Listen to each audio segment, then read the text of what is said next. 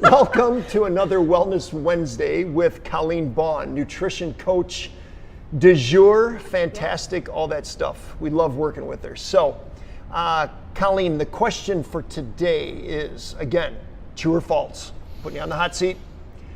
The best way to lose weight is to go low carb.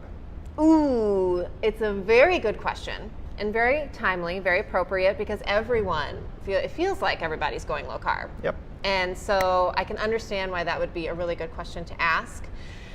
And again, the answer is sort of in between. So maybe it's a good idea, but it also may not be. So I want to address more of the how do you knows. And so if you're thinking about going low carb, I know it seems super easy.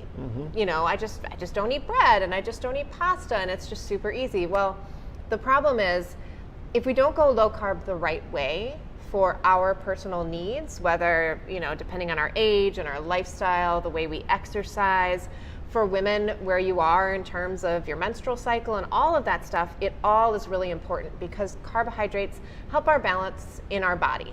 And so if we go low carb the wrong way, then we can actually end up sending a signal either for fat storage because our body's not getting what it needs, or we can actually end up sending a really strong signal for hormonal imbalance. And that's a big problem. That can lead to even bigger issues down the road in terms of your thyroid function, your overall metabolism, and it can just be really messy. So while trying it for 2 weeks is probably not going to do anything, if it's really something you want to think about doing for a long term, you definitely need to make sure you know why you're doing what you're doing. And understand and be really tuned in with how your body feels and functions and pay attention to the intelligence that we have innately. For sure. And this almost plays back to the episode we shot last week, which covered exercise and diet and how smart our bodies are. So we extract carbohydrates from our body if that's not the right thing for our body. And when I say extract carbohydrates, we can't do that.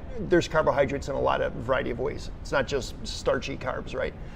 But our body can go into a survival mode and go, I need some of these macronutrients that I used to be getting, and I got to find them. Absolutely. Yeah. And that can be really problematic. People can start to develop really strong cravings. Their hunger cues get goofy. Their whole circadian rhythm can be disrupted when they go low carb and they go low carb incorrectly.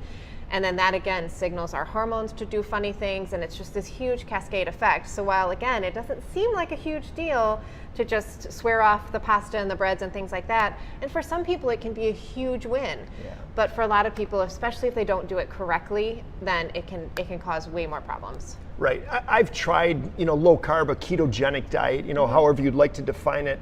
And I did find for myself, being mainly a power athlete where I'm lifting weights and not just lifting weights, but doing explosive movements, that the extraction of carbohydrates really cut down on my power production. Absolutely. And then there might be somebody that they'll have no effect on their power production. Exactly. So I found for me, as I'm listening to my body, I need to add some of those carbohydrates in. Yep. And having some of those even before I go to sleep at night, for me, was a beneficial thing. For sure. To get some carbohydrates in, helps me sleep. Yep, absolutely. And again, all super individual, and that's where the uniqueness, the coaching comes into play. We want to make sure that you're listening and you're learning from someone who can really tailor things to your unique needs. Yeah, awesome. Yeah. Great.